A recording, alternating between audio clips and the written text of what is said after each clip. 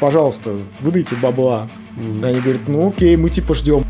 Хочется поехать по зеленому полю, там, снять лес, красивый дождь, там, все дела. Поет сладкие песни в косухе, весь до шеи забитый. Чё вы тут, А чё снимаете? А чё гитары не подключены? Кейсити это Купчино. Все, что я зарабатываю, уходит в общак.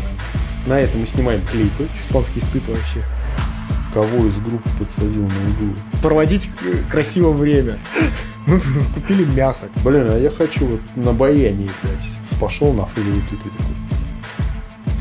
На него дул ветер, он стоял на обрыве, сзади бегала какая-то собака, перманентно присутствовала туса вот эта вот скейтерская. Ну что, работаем, бьем людей, как бы. Попсари, которые одевают Металлику, Слэйр. Князь оборачивается. Представь себе чувака в Продиже, который тебя просит за что-то пояснить. Я лично не знаю, сколько у нас денег вообще, но они есть. Здорово. Здорово, Саша. Как, добрался? Добрался на метро сугубо. Решил не рисковать на автомобиле сюда ехать. Ага. Но снегом, значит, тебя не замело, все нормально. Все отлично. Фанатки не подловили, нигде не заставляли на груди расписаться. Какие к чертовой матери фанатки? Может, фанаты? Мужики, может быть? Мужички-вахтовички такие. Саш, сделай красиво. Не было никого. Не было никого? Нет. Ну, обыскали в метро только. Вот так. Обыскали? Да. Подозрительная личность? У меня, знаешь, штаны такие в виде галифе, как бы, и ботинки почти солдатские. Они, наверное, типа думают, опасный парень едет какой-то, надо его обшмонать. Проверить, да? Да. Слушай, ну есть такое. Но я думаю, ты если расписываешься на груди, то только в тату-студии, скорее всего. На груди были дела, да. А сейчас, кстати, не знаю. Раньше я вот помню концерты все эти, и как раз на груди очень любили девчонки, когда им расписываются. Не знаю зачем. Ну, типа, расписался, они, значит, сфоткались, скорее всего. Так это же надо мыть потом? Или не надо мыть? Они сколько-то дней они не моются, я думаю. А если ты замужем? Объясняй потом. Я не знаю, они думают, что это не особо важно. Мне? Я? Ну и ты, вообще девочкам, тебе-то ладно, ты расписался и пошел дальше, а они-то домой к мужу приходят. Сейчас нет, сейчас же все фоткаются. Время фоток. Ну, прошло это время замечательно. Да, время дисков и росписей на груди прошли. Угу. Проводим их пока. Так, я опять отпустил словесных лошадей и забываю представить гостя. Если кто-то еще не знает, человечек у нас непростой. Это гитарист и основатель одной из крутейших метал-банд России The Korea, тату-мастер, отец и... Дизайнер немножко еще. Да, творческий вдохновитель и, наверное, можно сказать, режиссер всех клипов и обложек группы The Korea. Похлопаем. Искусственные аплодисменты. Режиссер, громко сказано. Как бы режиссер — это конкретный человек, наверное, который занимается полностью от начала до конца и съемками, скорее всего, и задумкой, и не то чтобы как бы этим занимаюсь. У нас есть человек, который нас снимает. Я даже не знаю, что важнее, как бы нарезать со вкусом или придумать что-то, какой-то концепт клипа, чтобы он хотя бы с песней не контрастировал, а подчеркивал что-то интересное в ней. Но ты больше за то, чтобы он все-таки подчеркивал, или вот есть люди, когда неважно, какая главная прикольная идея, а там подходит по смыслу или не подходит. Это... Слушай, ну мы в какой-то момент поняли, что людям надо дать загадку. То есть конкретно снимать фильм, во-первых, ты его в 4 минуты не уложишь, там, или 3 минуты. Надо, чтобы нихуя не понял, что происходит, как бы. И так обычно всегда и случается. То есть люди смотрят клип, типа, блядь, там что-то какая-то задумка была, но я ее не понял. Типа, может, поясните, но, естественно, никто ничего не будет пояснять. Ну да. Это режиссерская задумка, ребята. Флёр загадочности. Должен быть, как бы. У нас это частенько в клипах происходит. Отсылочки там разные, незаметно. Кстати, интересно, люди вообще замечают то, что мы хотим показать? Не знаю, но это бывает же, допустим, такие исполнители, как Оксимирон. Там же нужно прочитать немало, чтобы кто-то отсылочки его поймал. И там, возможно, несколько раз перемотать. Нужно быть в контексте. Это стихотворный уже жанр. Там как бы, не знаю, важно ли там, что происходит в клипе вообще или нет.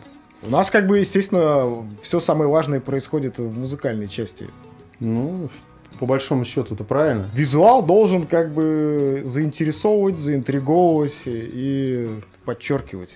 Ну, согласен. Здесь же еще, видишь, ты же можешь идти в наушниках и придумать свой клип. Это же у всех эта история. Так обычно и бывает. Люди, Выходишь когда делают какие-то, как они называются, сниппеты или что это, когда перед клипом ты выпускаешь какую-то часть клипа, такую замануху. Да, тизер, трейлер. Тизер, блин. Ну, это на нашем, на старперском языке. Да. Там, наверное, сниппет. И люди ожидают, там что-то пиздец, я там, сейчас будет. А потом выходит клип, такие, блядь, я себе другую херню нафантазировал. Ну, зато привлек внимание. Ну, да. И собрал комментарии, плохие или хорошие. Сейчас же не очень важно. Сейчас главное, чтобы они были. Лайки, дизлайки засчитываются одинаково, а в нынешний момент в Ютубе, в принципе, вообще нам насрать на все. Ну, я думаю, Ни да. монетизации, Просмотры. ничего нету, просмотры как. Ну, и для нас нет. Ну, и видишь, с одной стороны, ты зато и рекламу не смотришь, и не нужно покупать подписку. Согласен, да. Реклама это Все все четенько. провал. Так, ну, последний, тогда не будем уходить далеко от темы. Последний клипчик тоже были твои идеи, когда ты шел, наверное, в наушниках и придумал всех этих зайцев. Не так, чтобы. Славу, которого бьют. Мы этот клип вообще должны были снять еще осенью. У нас Юра, он такой, ну, наш гитарист, аранжировщик и, в общем-то, двигатель нашей банды. Угу. Он любит, чтобы все было четко, потому что песня была почти готова как бы уже осенью. Клип мутился тоже на осень.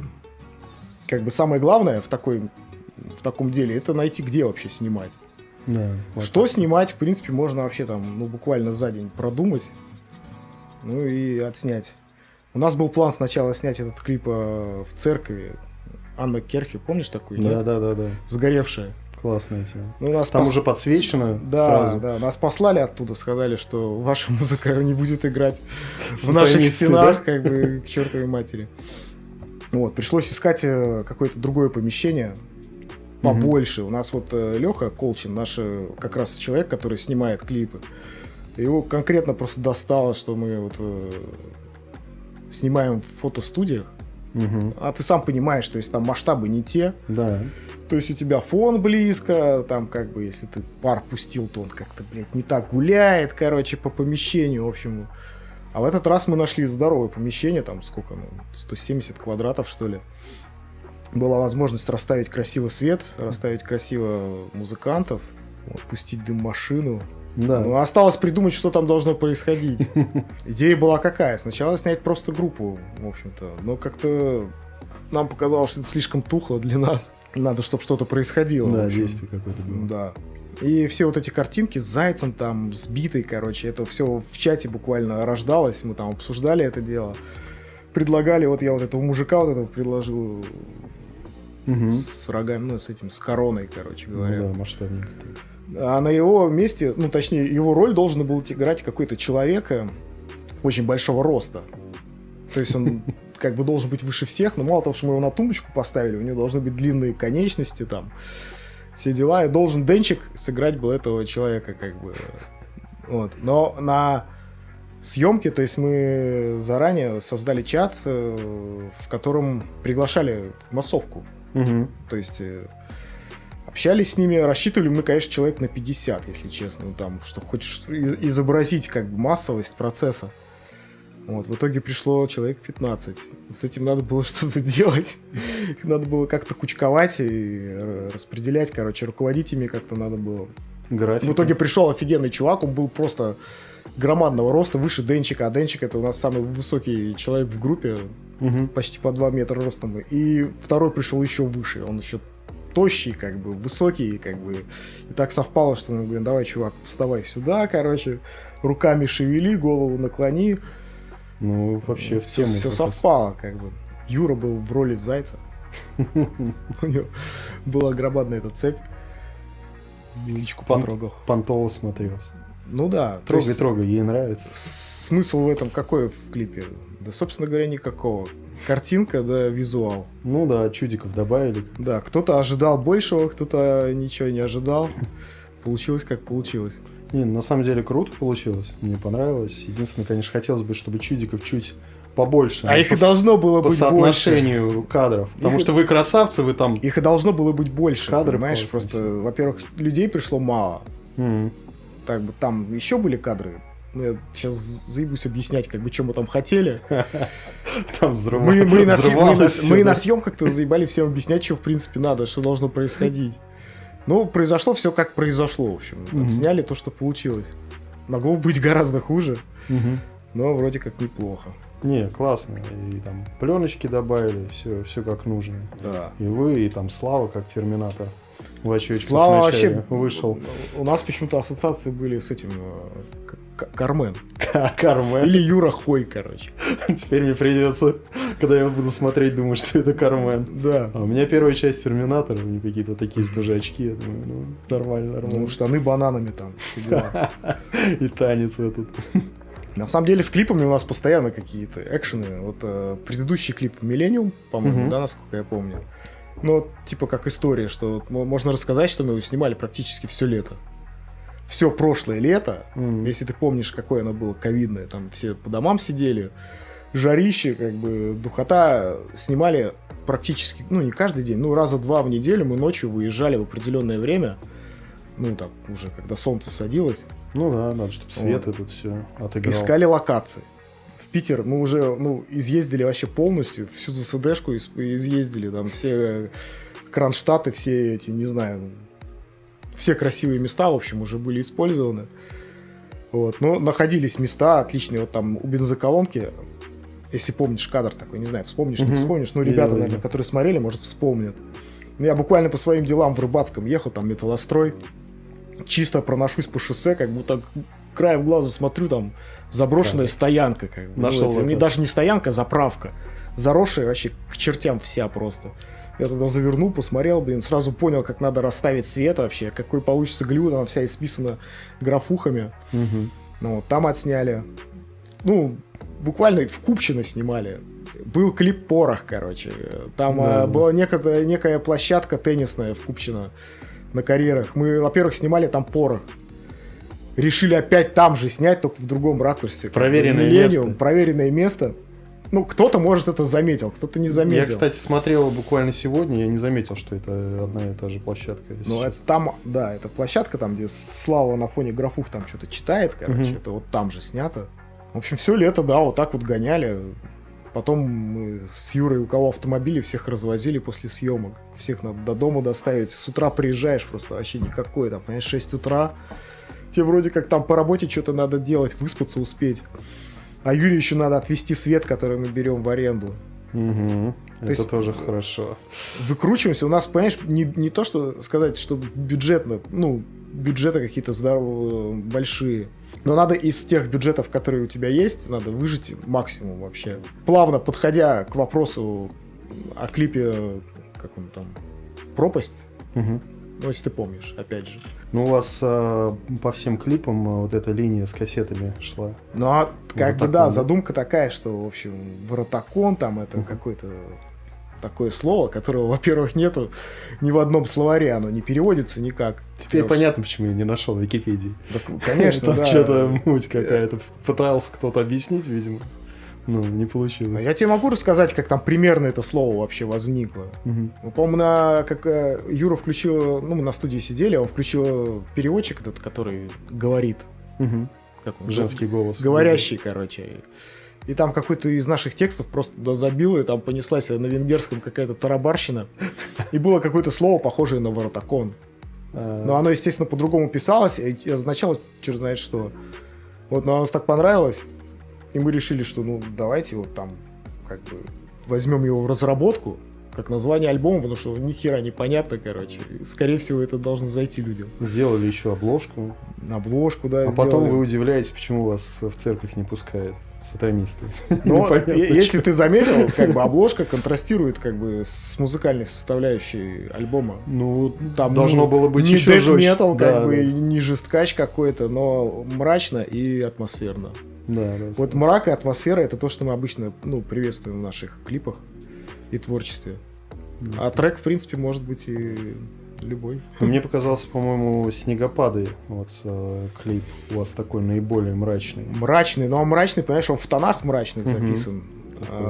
Стилечек. У нас, в принципе, с каждым клипом какая-то история связана. Чтобы ты понял, где это вообще снималось. Это была... где-то в Сестрорецке, туда, в ту сторону. Естественно. Где еще в Питере можно снять хороший клип. Это была какая-то турбаза. Это домики, которые снимаются на... Ну, там семьи приезжают. Ну, там вроде такие, может, я ошибаюсь, панорамные окна. Панорамные окна. Не скажешь, что турбаза. Такой плюс-минус, ну а как же это называется? Не турбаза, но это просто частные домики. Угу. Они объединены в какую-то территорию, и эти домики находятся в лесу. В общем. Не, просто когда турбаза слышишь, у меня какие-то ассоциации уже, знаешь, явно не с панорамными окнами. В общем, чтобы ты понял, сниматься поехали все. То есть в клипе, в принципе, не задействовано никого, кроме 2 человек. Ну, девушка и парень, Кирилл. Да. Вот, а поехали сниматься все. Ну, то не то, что сниматься, проводить красивое время. Мы купили мясо, короче, купили шашлыков. Ну это хорошо, так можно клипы снимать. Там все дела, вся вкусняха. Может, так надо массовку созывать, тогда бы больше 50 пришло. Совсем другая концепция. Концепция была такая, что вот как бы грусть, трагедия, все дела. Вот. И пока мы, значит, всю эту красоту снимали в комнате, в помещении, там девушка страдала, Кирилл за стеклами там кричал на нее, там все дела. Парни реально, вот, ну, чтобы не спиздеть, на улице просто жарили шашлы. Слушай, упивались вискарем, короче, я бегал с дым-машиной, там, разгонял этот дым, чтобы там создать атмосферку. Может, надо было показать, что за окнами происходит, поэтому она и плакала, потому что она видит, как вы шашлык жарите за окном. Нужна бэкстейджная камера, на самом деле, чтобы вот это все отснять, а потом, как бы, возможно, предъявить людям. Ну да, тут, конечно, человек плачет. Я бы тоже плакал, если бы за окном шашлык жарили. Картинка получилась реально атмосферная.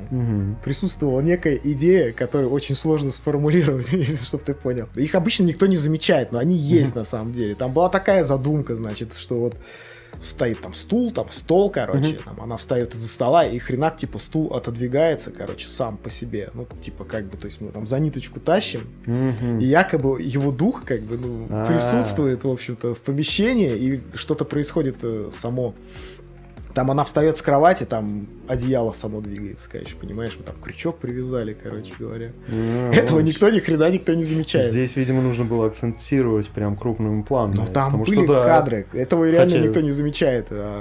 Также у нас в пропасти был момент, пасхалочка некая, там Слава просыпается, значит, на диванчике. Я что-то раскрываю все вообще тайны, может, это не надо делать. Ну, типа, может, интересно кому-то узнать. Да. Там Слава просыпается, значит, на диване, за ним висит картина. То есть мы так продумали, что вот картина с обложкой Воротакона, значит. То есть там стоит мужик, ну, многорукий, вот, и он встает, как бы она висит, не привлекает внимания, собственно говоря.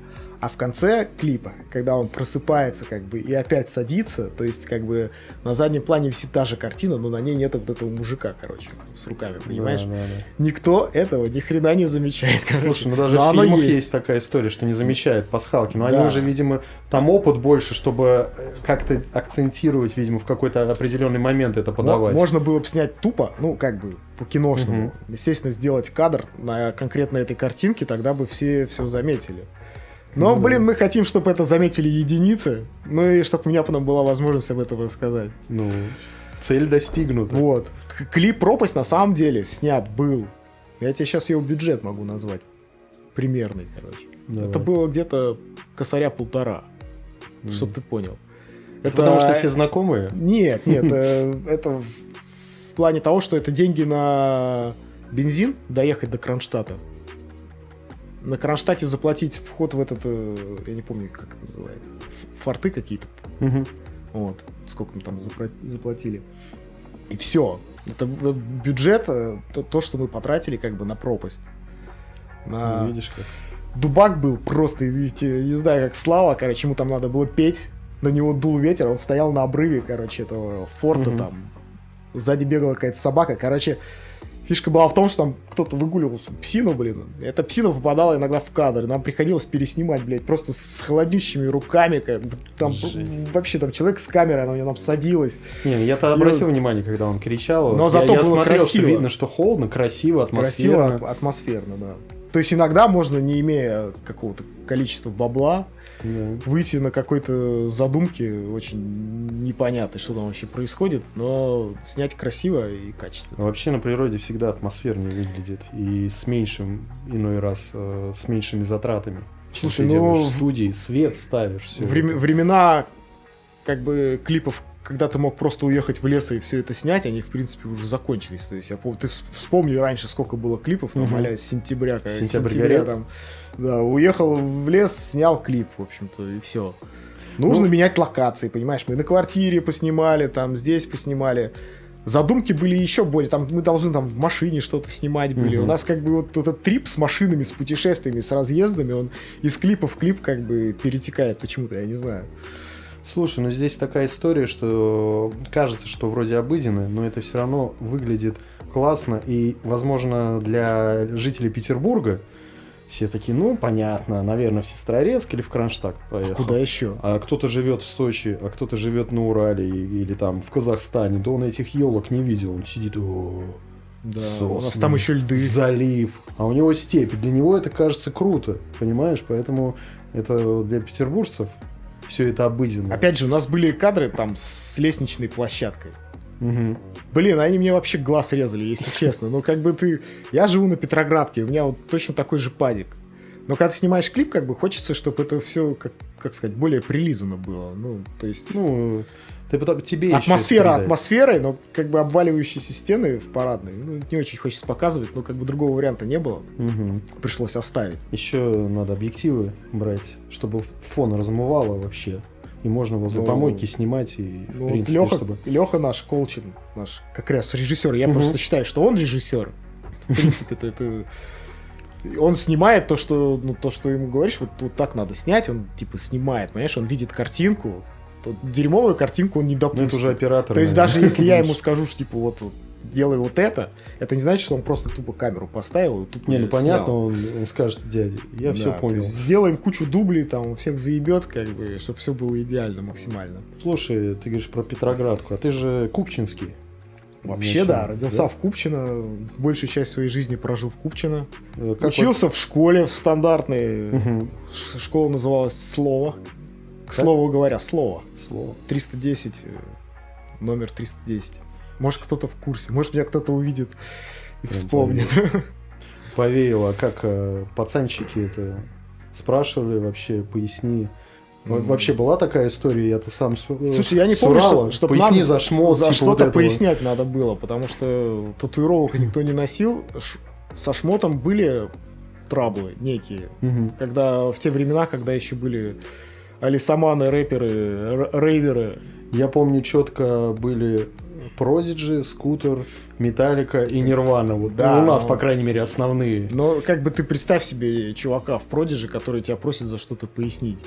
Пояснить тебя просили обычно хулиганы какие-то. Хулс там, типа там, помнишь, все эти там. Nature by Nature это были рэперы, вот они тоже Onyx как бы... были Onyx, чуваки. да, но... Я не помню, чтобы я хоть раз что-то мне вообще на районе прилетало, чтобы что-то пояснить на самом деле. А самое смешное, знаешь что? Тебя просит чувак, допустим, условно говоря, ты в футболке Prodigy, а он в футболке Металлика. Я не помню, откуда это пошло, и они тебе говорят, там, песни докажи, что ты, да, фанат, песни назови 5 альбомов. И ты типа им называешь, и он типа головой мотает, ну он-то откуда знает. Еще и не может, русские. и знает. Ну, вряд ли кто-то учил, знаешь, назови там 20 песен, назови 5 альбомов, и типа такой, все, прошел проверку, ладно. Вообще не помню, кстати, что мы в мерче гоняли. Ну, то есть мы не те парни были, которые реально там одевали какие-то футболки с надписями групп. Что-то я не помню, что такое было вообще. Ну, это подростковая история. Хотя в этом, как ни странно, что-то есть из разряда какая-то справедливость. Типа, ты одел футболку Металлика, ну... Сейчас можно, что это такое. Сейчас же просто сейчас одевают можно Iron все. Maiden надел, да, да, и как бы человек не знает, что это вообще за группа. Попсари, которые одевают Металлику, Slayer, они же даже, ну, уверен, ну, окей, Металлику, Nothing Else Metals они слышали. И то, возможно, слышали, но не знают, что это Металлика. Nothing Else Metals. Metals, да, да. И одевают, и как бы думаешь, и там косуху, и ты думаешь, да блин. Да ты, ну ты даже хоть послушай, хоть просто клип посмотри, где там Slayer, где там кровь льется со стен. Я в те времена, вот эти купчинские, я занимался футболом. И, в общем, да, мы там на выезды всякие ездили, короче говоря. То есть ты свой пацан был, то есть да, ты сам на картах сидел? Там не было такого, что вот там чмошник какой-то идет, сейчас мы с него спросим, как бы. Я просто... не был в той тусе, который занимается тем, что что-то там с кого-то спрашивает, как бы. Но в уважении и в респекте был, короче говоря. Ну, нормально. А по музыке вообще ты в какое время ты начал заниматься? Музыкой? А я тебе могу... Ну, после футбола или После как-то одновременно? футбола это как-то вот закончился интерес к футболу с момента того, что я не знаю почему, но я увлекся сначала Prodigy. Как-то у меня вот с Prodigy началось, понимаешь? У кого-то сразу с Слипнота там какого-нибудь или Карна. У меня вот с Prodigy. Хрен знает вообще. А это потом уже как бы я смотрю, там гитара что-то прослеживается, думаю, что-то тяжелая гитара. Потом мне кто-то там посоветовал какие-то группы. А группы все раньше как ты узнавал о том, что есть какая-то группа там по дискам, короче. То есть я не помню, по-моему, даже MTV не было, если честно. Там до Ивана, вообще до всей этой фигни. У нас был Даня Светлов на районе, драмер аматоревский. Он там в Германии периодически вообще бывал, привозил оттуда какие-то диски с клипами, там, Калибан, короче, Слипнот, вот это все. Мы там эти диски вот так вот просто по кругу ходили в тусе, понимаешь, и ты мог узнать, что вообще, что есть какая-то другая музыка, кроме популярной там Prodigy и так далее. Так и было. Тебе еще повезло, что ты начал с Prodigy, мне еще стыднее, мне вообще скутер был. Потом Prodigy. Возможно, я еще на кассетах начал слушать. Еще хуже. Диски потом уже... Диск — это чистая запись. Кассеты переписаны. А ты помнишь вот эти расклады? Я не знаю, где ты отоваривался кассетами, короче. Магазины или там с друзьями переписывал. Я помню, что у нас на... Я с радио даже записывал. Вот. А я помню, что у нас на Московской... Санкт-Петербург Московская. Я не знаю, чем там было. Медом намазано. Там были ларьки, как бы, в которых стояли вот просто вот... Кассеты, короче, в ряд. Ну, практически с одинаковыми вообще этими лейбаками, как бы, и ты по названию не мог определить вообще, в каком стиле и что это, понимаешь, тебе надо взять было в руки, посмотреть, там, типа, если там надпись в раскривухах вся, значит, металл. Да, значит, надо взять, послушать там, по картинке выбираешь. Самые прохаванные ездили, по-моему, в Castle Rock. Уже, по-моему, тогда был Castle Rock, и все там отоваривались. У меня в городе там были, потом, когда диски появились, уже прокаты, где ты берешь, и ты тоже по картинке выбираешь. А еще хуже, я там на предыдущем подкасте рассказывал, что там ты просто заходишь в магазин, и там диски, ты включить, послушать, там что-то, ты зло какое-то, беру. Или по картинке также. Я выбрал Арию, ни разу не слышал, просто генератор зла, потому что там, во-первых, генератор зла, но явно это что-то не попсовое. Явно не дэнское. И там что-то смерть, там в капюшоне что-то пишет сзади пентаграммы. Я думаю, ну все, это рок. Нужно брать. Надо брать, да. Слушай, а как вообще так произошло, что именно на Купчино, да, или в Купчино, как правильно говорить, в Купчино произошли такие лютые стили, да, и аматоры, и в Корею вышли оттуда. Ну, то есть, по идее, это такая агрессивная металлевая музыка в столь консервативном, скажем так, районе. Кстати, то есть не на Петроградке где-то это возникло. Не на Петроградке, кстати, да, но мне кажется, у нас было местечко такое одно, типа скейт-парка, но он был неофициальный. У нас был памятник там каким-то воинам Афгана или что-то в этом роде, на проспекте Славы. Интернационалистам. Да, в парке Интернационалистов. И там люди приезжали кататься на скейте, короче. Там, естественно, мусора там всех гоняли, короче, гопники всех гоняли, солдаты всех гоняли, но почему-то там всегда перманентно присутствовала туса вот эта вот скейтерская. Я лично скейтом не занимался, но туда ходил, потому что там были прикольные ребята. И ребята из аматори там тоже этим не занимались, тоже, по-моему, на скейте не катались, и просто туда тоже ходили, короче. Ну, тусовка классная. Тоже тусовка, там Даниил волосатый ходил в те времена еще там с такими паклами, цепь громадная, там Пиджей Потехин тоже ходил, короче. В общем, все там были и все присутствовали, не знаю, общались друг с другом. Ну, как бы, я так понимаю, что сначала-то, естественно, аматори собрали свою банду. Вот. Потом Евгений ушел в армию. А мы с моим братом, с Фаршем, тоже хотели играть. Как бы у меня батя музыкант, поэтому я, соответственно, другого пути не видел. На гитаре занимался, там что-то играл. Ну, тебе хорошо. Тебе не говорили, брось это. А Фарш как подумал, ну, типа, гитарист уже есть, в общем. На басу там что-то тоже заниматься неохота, ноты там, все эти дела. Но он решил заниматься барабанами, потому что барабаны дело такое, барабанщик всегда нужен. Да, кстати, есть, оно до сих пор так. А у нас во дворе репетировала группа «Кирпичи», чтоб ты знал. Я не знаю, была ли там репетиционная точка, но они реально там репетировали, короче. И Фарш нашел палочку, короче, барабанную. То есть раньше он их просто точил из деревьях, короче. Они репетировали звездность и выбросили Я не знаю. палку типа в толпу. Он подобрал. Толпы там не было, но палка была, в общем. Ну, воображаемые. Репетируешь же, когда звездность, типа, Да. сейчас стадион, здесь стадион. И ты играешь. В общем, Фарш решил заняться бариками. Также нам Даниил Светлов посоветовал отличного парня Станислава Рождественского, это наш первый басист, который изначально к нам пришел как гитарист. Но он понял, что, в принципе, гитарист уже тоже есть, в общем-то, и нафиг оно надо. И уже трио. Да, то есть получилась гитара басовая, но должен кто-то петь. То есть мы, естественно, перепробовали кучу там разных вокалистов, которые страдали хуйней по большей части. Ну, блядь, ну не знаю, ну реально музыканты могут быть нормальные, в принципе, но на тот момент хоть что-то там, а вокалисты это, конечно, жесть вообще была. То есть хотелось нормального вокалиста в группу. Вот, естественно, какие варианты были? Мы ждали Евгения Потехина, короче. Когда он придет из армии. Ну да. То есть были такие разговоры, как бы мы там у Данила узнавали: Даня, слушай, а там Евген-то что, он там, как он, в группу-то, обратно. Ну, и вот так получилось, что, в общем, расклад такой, что его там уже никто и не ждал на тот момент. То есть там люди пели, Ганыч играл, то есть гитарист, вокалист не нужен уже был, понимаешь? Ну, и он попал, в общем-то, в группу. Естественно, она не называлась «Корея». То есть мы были в поисках названия. Ну, и с приходом Евгена мы как бы вот решили назвать группу «Корея». Слушай, а Корею вообще вы не смотрели по стримингам? Кто-то из Кореи слушает? Ну, типа, может, там кореец какой-то, о, нифига себе, что за название? Слушай, ну, если ты к этому клонишь, как бы, то у нас на концертах иногда приходят какие-то узкопленочные ребята, типа там, как бы, а чё пришли? Корея, как бы, блин, мы пришли, типа, интересно, чё. Это же прикольно. Ну, это странно, конечно. Ну, для тебя странно, а у людей это логика, в принципе, Корея, что-то свое, наверное, поют. Почему Корея стала The Корея? Потому что ты заебешься в Ютубе, как бы, написав Корея, и искать то, что тебе нужно. Ну, сейчас же вообще князь можно... С твердым знаком. Нет, несколько там, допустим, букв оставить просто. Князь. Да, чтобы у тебя... Сейчас же как? Таргет, Теги, таргет, чтобы у тебя было уникальное название. Уникальное название. Вот, ну, вот The Корея, поэтому стало.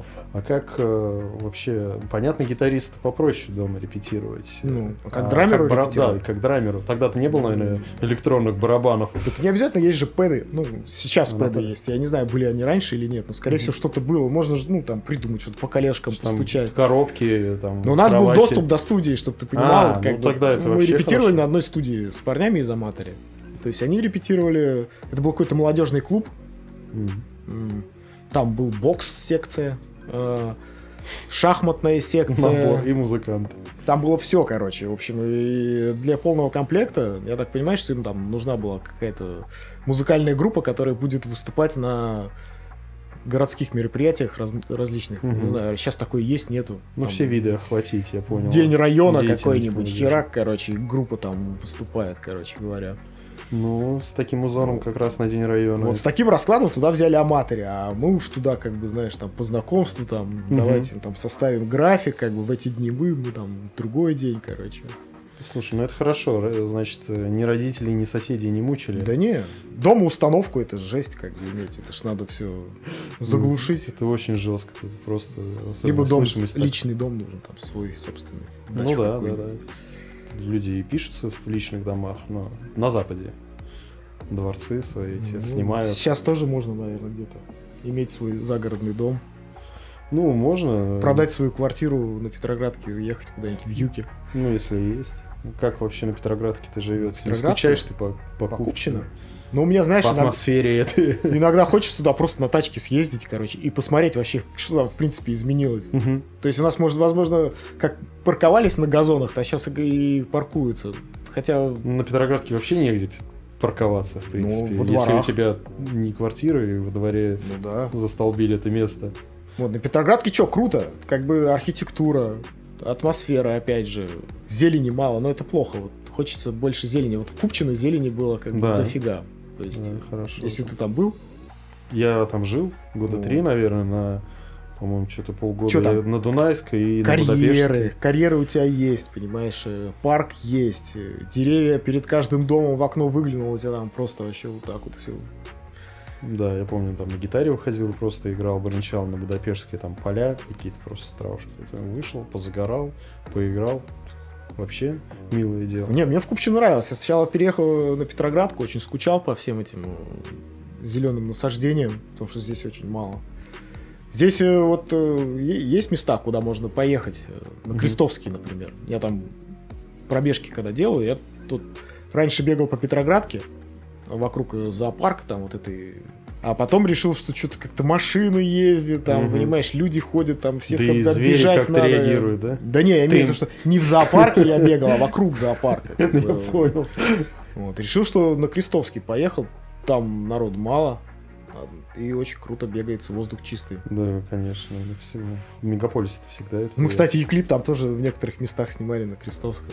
Ну, короче, мы везде все локации. Я уже не знаю, там какой будет следующий клип, потому что вот все, что касается уличных локаций, мы, блядь, все сняли вообще. Я не знаю, перебрали. где еще можно снять просто. Ну, нужно ехать в другой город, там, возможно, куда-то в регион, и там, в принципе, никто не будет докапываться. Да докапываются, Да. слушай, здесь докапываются. Что ты снимаешь? Докапываются здесь, я тебе говорю, конкретно на Крестовском мы вот снимали там возле какого-то забора, там, ты с гитарой... Уже возле забора, да, Ну, и все там равно докопались. стильный забор, как бы, все дела. В общем, ты там прыгаешь с гитарой, там, один человек там с лампой вот где-то, цветастой, Что короче. делаете? Закладки ищете? Один бегает, короче. Да нет, ну, понимаешь, там начинаются оры, типа, бля, чё вы тут, это? А чё снимаете? А чё гитары не подключены? Такие расклады. Еще шарит, подключен, не подключен. Ну, провода нету, как бы, ребята прыгают. Не что-то. верю. Обман какой-то. А еще, знаешь, такая история, если ты, когда вот приходишь на локацию, вроде бы она пустая, и ты вроде думаешь, сейчас будем снимать, все нормально. Ну, да. И тут, мне кажется, даже сестрорезки, вот ты говорил про собаку, выходит человек, там, я не знаю, женщина, вы откуда все появились? Вас же никого не было. А они такие, ты же снимаешь? То есть, как по мгновению волшебной палочки появляются гражданские Гражданские и портят тебе кадр. Мы снимали порох, опять же, ну, давно, там, на этой площадке теннисной в Купчино, опять же, в этом парке. Как только начинает играть установка, как бы это охуенно привлекает вообще прохожих. Да, конечно. Они всю ее облепили вообще со всех сторон. Это играешь, реально, как будто уже этот концерт происходит. Всем что-то интересно. Кто пивко стоит, пьет, там, курит, но смотрит, как бы, что происходит. Ну, может быть, тоже надо было еще Я не знаю, ну, вот я бы не стал, короче, этим Надо было смотреть, сказать там, еще, что кто перелезет, денежку получится, и получился бы как клип Generation, по-моему, что ли, был. Это у Олимпийский, где они там Типа поют собрать всех. за клеткой, они там типа возле клетки ползут на нее. Ну да. Хочется, конечно, снять какой-нибудь клипец вот такой массовый, знаешь, чтобы народу было куча. Полуконцертный, там, нуки, Олимпийский, там, вот как бы My Generation, как ты говоришь. Это, конечно, все уже было, но тут дело в песне и в локации, как говорится. То есть вот хотелось бы такого снять. Слушай, ну это же дело затратное. Вообще сейчас как Корея это зарабатывает на сейчас или... Как тебе сказать, вот не прибедняясь, понимаешь? Нет такого, что мы отыграли канцик и бабки вот так вот типа раскинули на всех. Ну и поехали по домам, там заработали, короче говоря. А деньги идут в общак, в некую копилку, которая нам потом позволяет снимать клипы, записывать альбомы и не скидываться на это. То есть это уже как бы норм, понимаешь? Да. Ну как минимум, типа, блин, записать альбом, ну сколько там, 100-2, короче. Да, ну, еще некоторые группы умудряются лям в это дело въебать. Ну слушай, ну понятно, если это там ленточные микрофоны, в принципе, там на ленту это записывать где-то какими-то аналоговыми способами. Но... А еще может быть а еще можно и звукорежиссера. А еще можно просто даже эти деньги не тратить, например. Да, можно просто проебать, как бы, и сказать, что ты на каком-нибудь этом Planet, где там бабки скидывают, на планете, короче, собрал лям, и мы все эти бабки потратим там. Откуда кто понимает, да, сами дома записали. Вот. Но бюджеты реально могут быть разные, то есть зависит от студии. У нас Юра сам звукореж, в принципе. Ну, в этом вам повезло, что у вас но есть не то, что человечек. Нет, он, понимаешь, типа, то, что ты слышишь материал вот этот, это не он сводил. Он записывали. Именно, Он да? там записывает, и то даже не он записывает, и то записывает чувак тоже на студии в Рыбацком. Но Юра просто сечет, он упрощает ему задачу, потому что он может дома причесать трек. Ну, то есть, типа, порезать там его, короче. Куски эти выбрать, да. какие То есть он нужны. уже какой-то продукт может отдать на мастер полуготовый, понимаешь? Слушай, ну да, это чтобы чувак еще не сидел там, не резал, не подгонял там. Но он еще. все равно будет и подгонять, и резать там по-своему, как бы, но чем чище исходник, тем лучше результат. Хотел еще тут моментик один уточнить. Вы же были на 2 лейблах. Один был лейбл американский, получается. Что-то я не помню какой. А Ты я про щас- что это говоришь? Про американский. Ну там было написано America, поэтому я и подумал, что он, возможно, американский. Ну-ка, ну-ка напомни мне. Единственный лейбл, который я помню, это Polygon. Roach Records America. Вот, с 2012 по 2013 там были, не знаю, что это за информация. И последний Polygon. Я и хотел, думал, может быть, это какой-то американский лейбл у вас, и сравнить с нашим отечественным. В чем разница, в чем плюсы, минусы, тем более, наверное, ты сейчас уже можешь сказать, вы уже ушли. Ты меня на самом от деле лейбла. в тупик поставил, потому что я не помню, чтобы мы были на каком-то американском лейбле. Может, кто-то там исправил что-то в Википедии, но это были, походу, не мы. Наверное. Все начиналось, вот когда еще во времена Женьки Потехина, это был Мазар Records. Это какая-то московская, короче, по-моему, лейбак какой-то. И все, мы там с ними потом уже закончили, и следующий лейбак был реально Polygon. Так, ну вы И сейчас... чем занимается, в принципе, лейбл, я вообще, если честно, так и не понял. Ты до него пристраиваешься, в общем-то. Они, ну, единственное, в чем их бонус, как бы, они выкидывают твое творчество на вот эти всякие площадки, короче говоря. А каким-то промоушеном, там, не знаю... Есть группы, например, Ginger, там, знаешь эту украинскую группу? Вот девушка хорошо рычит. Хорошо рычит, как бы, все отлично, музло пиздец да. сложное вообще, как бы, ну, как бы, казалось бы, типа, это сложно для понимания, да, но, Да. типа, достаточно сложное музло у них такое. Тем не менее, как бы, они вот выступают при полных залах, иногда даже хедлайнерами. То есть на куче фестах они там выступают хедлайнерами, пиздец, собрали, в Москве там тоже собрали. Думаешь, кто этим занимается? Да. Вот у них на каком они лейбаке, я не помню, на каком присутствует. На каком-то американском как раз. Напалм, что ли? Ну, На Напалме они, по-моему. Сюда выведем, но если там в Википедии опять... По-моему, на Напалме как бы. И Напалм их вот впихивает в нормальные обоймы к нормальным группам. Или впихивал, а потом как бы они поднялись. Ну, не знаю, Polygon этим просто не занимается. У меня так ощущение, что они вообще в принципе ничем ни хера не занимаются. Ну, просто для галочки. Ты на них подписываешься, они тебя выкладывают, как бы. Потом, когда тебе нужно деньги на какие-то свои там съемки клипов и так далее, с прослушиваний, со стримов, короче, ты как бы говоришь, пожалуйста, выдайте бабла. Они говорят, ну окей, мы типа ждем. И ты, блядь, вместе с ними ждешь там полгода, короче, когда тебе выдадут эти бабки. В принципе, вы же, напрямую в принципе. могли это делать. В принципе, это все можно делать напрямую, реально, как бы, учитывая то, что у нас и менеджер с нами остался, который, ну, Polygon к нам прикрепил конкретного менеджера, девушку, Марию Леонову. Она втрое гнет ель, кстати, это... Я знаю. Знаешь. Я с ней, кстати, списывался. Вот. И она просто... Мы ушли с Полигона, она осталась с нами. И как бы организацией концертов и каких-то туровых поездок занимается она, в принципе. И на кой хрен вообще нужен лейбак, я не понимаю. Ты просто делишься с ними прибылью, как бы, ну там 20% там, или сколько-то процентов, короче, с любой движухи, с мерча, который ты придумал. Ты его нарисовал, короче, ты заморочился, нашел, кто его будет печатать, короче. Ты снял клип, блин, ты вообще заплатил за репетиции, за студию, за все сам заплатил, короче, и, блядь, с какого-то хуя поделился вообще бабками. С каким-то при непонятным таком лейблом. раскладе, я думаю, туда. Зачем это тогда То есть нужно? какой в этом смысл? Ну, опять же, тем более у вас есть имя уже, как бы, и давно.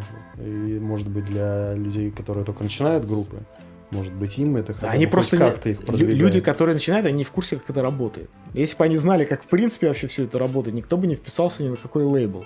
Ну, да. Может, и понимания нету. Тем более вот в этой ситуации, когда тебе в принципе не поехать в Европу, там, понимаешь, не вписаться к каким-то группам на выступление, ну, там, мощным, с которыми ты мог бы тур откатать, там, чтобы тебя как-то увидел кто-то. Ты как бы вот варишься в этой движухе у себя в стране. Да. И Ну, типа, блин, ну ты можешь сам со всеми площадками договориться, где тебе играть, где тебе не играть. Придумать мерч, сам продать его можешь, как бы. Закинуть свое музло на все стриминговые сервисы, как бы. Как нифиг делать вообще. А как сейчас со стримингом-то? Не обламывают у вас? Нормально так же? Слушай, я не помню, там вот как раз Юра нам что-то пытался объяснить про Яндекс.Музыку, там какие-то мутки, в общем, она там что-то Яндекс как-то разделился, там вообще непонятно, кто тебе за что платит, короче, кто кому должен какие бабки. Я в принципе не знаю, как это работает, короче. У нас этим занимается Юра и Мария, как бы, вот они секут, сколько у нас бабок в загашнике, короче, мы реально не знаем. Общак держат. Ну да, держат общак, как бы, я лично не знаю, сколько у нас денег вообще, но они есть. Понятно. Но по мерчу тоже ты вот эти все принты, картиночки, это обложечки. Да, с какого-то момента. То есть, опять же, у нас сначала... Ну, скажи, с какого момента обложки пошли под твоим руководством? У нас сначала облогами занимался Женя, он как бы тоже там дизайнер, короче, фотошоп, все дела. Мерч, так все он. Естественно, он потом ушел, как бы я начал изучать вопрос, в общем, как что работает, как программа. То есть у меня, ну, визуализация у меня какая-то своя присутствовала. То есть я иногда знаю, что, в принципе, как должна быть обложка выглядеть, какой должен быть логотип, короче. Но это остается только воплотить, как бы, в жизнь. Вот. Но у нас Калипсо 1, Калипсо 2 рисовал не я. Это реально отрисованная картинка, как бы, чувак мой знакомый, Стас Виза, он тоже дизайнер, мы ему на откуп отдали все это дело, он нарисовал первую и вторую часть обложки, ну а потом уже как-то я, что ли, ну я с ним консультировался постоянно, вообще периодически, слушай, как там в фотошопе вот эту вот херню сделать, он мне советы давал, как бы, ну в общем, так насоветовал, что в принципе пока обложками занимаюсь я. То есть дизайны там рисую, логотипы и все такое. Чтобы понимать, в кого либо дифирамбы петь или камни кидать. Ну, после Калипсо можете в меня кидать камни. Чтобы знать. Кстати, я тут забыл сказать, что у нас новый звук. Мы будем сейчас тестировать новые микрофоны, петлички, все прочее. Поэтому я могу говорить более бархатным голосом. Возможно, если есть женская аудитория, скажите... Бархатный ли у меня голос? Достаточно ли он бархатен?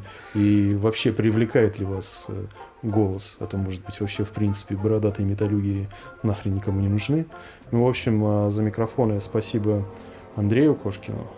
Он заведует ими. И если что, камни тогда вот в него, если звук будет плохой.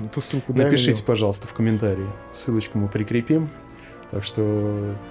либо хейт туда, либо благодарность и запросы. Если что, обращайтесь. Ну что там, в шпаргалке есть что? Да, я без шпаргалок смотрю на тебя забитого и думаю, вот сам ли ты бил себе татуировки? Ну, вообще, как бы, как? У меня забиты еще ноги все, в принципе. И как бы, как ты мог догадаться, забивал их я себе сам. Ну, ноги попроще, чем шею, я думаю. Согласен. С этого, в принципе, и начинают татуировщики. Начинающие. Некоторые портачат как бы сразу на людях.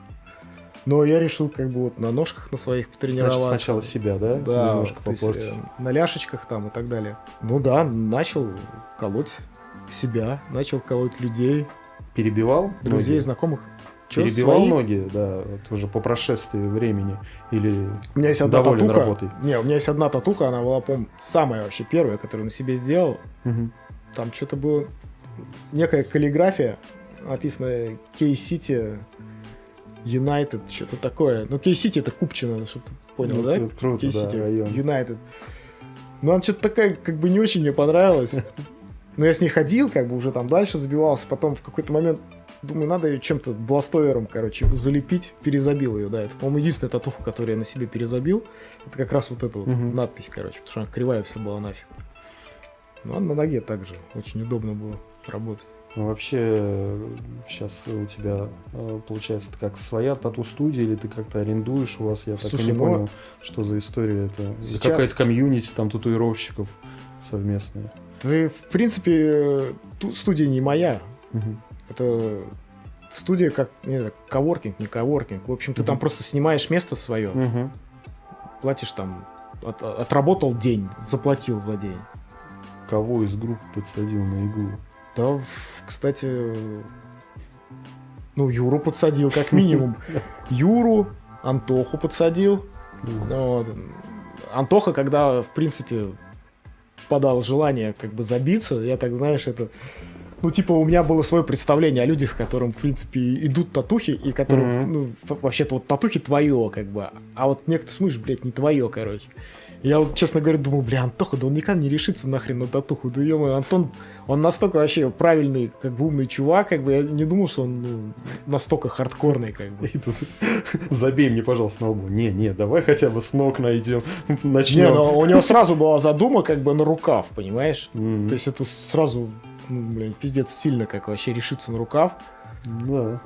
Ну, он говорит, давайте сначала вот птичку как бы сделаем. Ну, надо вообще испытать. Давай точку, я тебе сделаю, ты попробуешь, а потом поймешь, нужен ли тебе рукав все-таки. В общем, Антоха, это же не ручка рисовать. Юра, по-моему, Юра даже первее был, чем Антон. Я ему тут корабль некий там делал, что-то... Bless the Course, что-то там такое, у него надпись там была, по олдскулу такая работа. Вот, а Антохе мы решили в ЧГС все забить. Юрке я недавно делал тут леттерингом надпись Hold fast. Что-то, как это? Меня не спрашивай, я тот еще англичанин, я сейчас как скажу. Что-то держись там крепко, что-то такое, в общем. Ну, правильно. Боевое, в общем, набили. Настрой. Да. Ну вот, как бы, ребята из групп побиваю. Ага. Но мы Антохи еще продолжаем, у него как бы вторая рука там недобитая. Чистый вообще ходит, как Ну, голый. Да. А вот Денчик, понимаешь, Денчик точно не будет биться никогда. Потому что... А Слава уже забитый, в принципе. То есть он там, у него там и мастер свой есть. Угу. Тут Вортакону ему набил. Красавчик. Вот. Ну что, работаем, бьем людей, как бы. Слушай, а фанаты-то приходят? Фанаты? Там говорят, Корею мне, пожалуйста, на груди. Слушай, у меня, Корея. за всю историю не было фаната ни одного, по-моему. Но были люди, короче, из музыкальной тусы. То есть я вот Игоряна из Аматори забивал, это Игса. Вот, и после него приходило несколько человек, которые реально просто, ну, типа, бля, это ж Игас. Бать, давай, делай что-нибудь. Давай, это круто, да. Вот. А так, чисто, я даже не знаю, насколько это метальная туса вообще. Татухи, не татухи. Сейчас люди, как бы, блядь, это как в музыке, понимаешь? Ну, сейчас перемешалось все. Сейчас ты смотришь на чувака, который там поет сладкие песни в косухе, весь до шеи забитый, там, я не знаю, в футболке Slayer. Ну да, блядь. И название раскрывухами вот такими вот написано, там, ветками. Да, это такой, как так происходит вообще? И в то же время сейчас ты смотришь какой-нибудь там Машиган Келли, который в розовых там штанах с розовыми микрофонами и гитарами поет, и как бы нормально, и он вообще там, я не знаю, был рэпер сейчас. Главное ебальник забить, понимаешь? Типа, блядь, ну да, основное, весь голый. Вот да? Где видно, короче, там надо забить кисти. Похуй, что здесь ничего нету, здесь ничего нету. Тем более в Питере. Здесь, постоянно здесь, холодно, да, в парках все, вот кисти свободные и все. Зачем я, кстати, остальное забивать? Как татуировщик иногда вопросом таким задаюсь, почему, бля, у популярных там актеров, там, и музыкантов такие уебские татухи вообще. Вот кто им, бля, все это делал? Мне кажется, это по молодости просто. Я вот в свое время... Просто ушлепские, вообще думаешь, да ебать копать, блин. Ну, пойди ты в нормальную студию, сделай я думаю, татуху это молодость и, возможно, знакомый. Я в свое время хотел очень иероглифы. Потому что мне казалось, это очень круто, там, чувак у меня набил иероглифы, тигры, и я такой... А знаешь, почему ты хотел иероглифы? Потому что таинственность. Это, блядь, как с клипом, короче. Любовь, конопля, свобода, типа, я нихуя не понял, но очень интересно, как бы. Да. Ну, я почему-то все что-то размышлял, думал, но у меня еще там знакомые были, которые, знаешь, там... Бухнул шлям, себе наколем. Я такой, ну, наверное, я еще повременю. И как-то это прошло все. И я такой думаю, блин, а хорошо. Хорошо, что все-таки я не сделал. Сейчас бы там весь был в иероглифах. Узоры там какие-то, знаешь, вот раньше мода была. Как у Клуни. Такие-то, да, там какие-то. Как у Клуни. Огни, но не как у Честера, а вот просто узоры. Другие люди сейчас приходят, вот там, кольщик, наколи мне купола. Купола колол-то вообще? Вообще нет, что-то не доводилось мне купола колоть. Ну, я, в принципе, может быть, даже наколол. Но просто обычно, если тебе придет кто-то колоть, блядь, купола, мне кажется, это будет такой тип, блядь, с которым будет охуенно неприятно работать. Но, возможно, исключение, кстати, хрен знает. Но, мне кажется, приятный человек, у него, блядь, немножко другие, так сказать, вкус немножко другой. Он тебе, скорее всего, придет сделать какой-нибудь олдскул, ну, например. Или японщину какую-нибудь сделать интересную, там, продумать рукав или еще что-то в этом роде. А так, чтобы купола, блин, купола и... Купола, перстни не купола бьют, и на да? зоне как бы набьют нормально. Ну да. Кстати говоря. Да и там как раз неплохо. таки есть, я думаю, люди, которые это в совершенстве знают, Ну, даже... чем ты. Даже, возможно, лучше, чем я, как бы. Там, блядь, кольнешь не тот купол, и все, и пиздец. Да, вообще там Лучше обязательно. не рисковать. А сейчас, я не знаю, вообще, может быть, там на Урале такая история, что сигаретными пачками мерили там, типа, вот, Бля, я не сигаретная знаю, пачка стоит столько-то больше, там, уже там в 2 раза больше, там. Не старый, не стоимость. слишком ли старый этот прикол? Мерить татуировку Я вот пачками. не знаю. Но, скорее всего, знаю тупость людей, как бы, а некоторые до сих пор так мерят. Ну, вот как я пришел к тебе, я вот хочу, типа, рукав или там, или вот такую хочу, сколько это стоить будет. И я же не знаю, допустим, может быть, она должна быть там вся затушеванная, закрашенная, или просто, знаешь, контур там. Но я думаю, самый оптимальный Почему? вариант будет это просто понять, сколько тебе понадобится времени, сколько тебе сеансов понадобится, чтобы сделать эту По работу. сеансам, то есть, да, Да, блядь. получается? Просто больше? скорее всего, у мастера есть какой-то определенный прайс за сеанс, короче. Мгм. Вот и все. То есть, если она слишком маленькая, эта татуировка, блядь, то ты все равно заплатишь столько же, сколько ты заплатишь за 3-4 часовой сеанс, понимаешь? Даже Ты если ты её себе за час маленькую сделаешь. звездочку вот здесь. Да, вот. но просто, блядь, ради там этих 3-4 тысяч, блядь, никто не поедет там Ну тебе да. на студию, там, тратить иголки, краски, короче, платить за аренду того же места, чтобы сделать, блядь, татуху за 3000, блядь. М. Пошла она в жопу. А вообще отслеживаешь тенденции какие-то? Ну, допустим, Тенденции? там хайповые события. Вот сейчас там чемпионат мира прошел, там Аргентина выиграл, Месси все. Давай Месси колоть, как С он... членом, да, с этим? Хотел сказать, как он кубок целует, но по виду Тенденции? это не совсем кубок, как я понял. Бля, получается. а мне кажется, это фотошоп, короче, почему-то. Я Ну, не думаю, что нет, татуировщик настолько, как бы... Я тут как-то тоже ходил, по-моему, в Этажах был, если не соврать, или в каком-то другом пространстве был какой-то фестиваль татуировки, что-то типа того. И я проходил, там мастеры выставляли свою работу. И я там у одной дамы посмотрел там работы, а там типа Курт Кобейн, еще что-то, Боб Марли. Куртка, Бэйн. А там вообще, типа, они не похожи. И такой, я думаю, это прикол? Нет, не прикол, она типа так колет. Поэтому я вполне допускаю, что это не фотошоп. Но фишка в чем? Там просто кубок похож на член, блин.